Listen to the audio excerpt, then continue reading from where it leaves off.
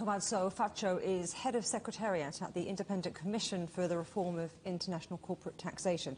That's a group campaigning for tax justice, and he joins us now from Nottingham in the United Kingdom. Thanks for coming on the programme. So we've just had the announcement. What will a global tax rate mean in practice? A global tax rate in practice will mean that regardless of where multinational book their own profits, they will still pay a minimum level of tax as the deal just has been announced, 15%. That doesn't mean actually that that will be the maximum they will pay, and countries like the US, for example, are still planning to increase that rate. So 15% is what has been agreed to bring on board tax havens like Ireland.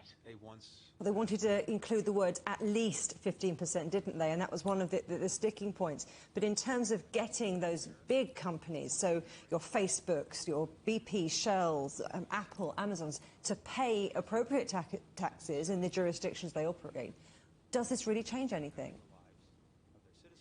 Well, this will mean that multinationals start paying more taxes in the countries where the multinational are headquartered. So they will pay more tax in the US, German companies will pay more taxes in Germany, British company will pay more taxes in Britain. What doesn't mean is that these US companies will pay a lot more taxes in the UK or in France.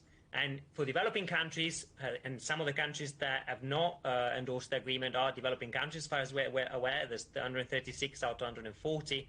For them, there's little in this deal. And so this is a deal that's been driven by rich countries and will benefit overwhelmingly rich countries.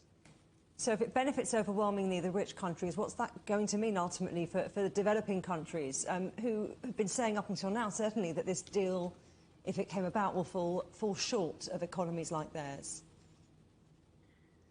Well, we need to say that the policy or the principle of a minimum tax to stop tax avoidance by multinationals, the so-called race to the bottom in corporate tax rates, that is a positive thing in itself. But ultimately, these revenues need to be equitably shared, and for some of the countries in the global south, they see digital businesses trading there. And this deal will only affect the top 100 companies. And many of them do not actually trade in developing countries. There's some countries in Africa where only maybe 10 or 15 of the top 100 companies will trade there. So for them, this is a real issue.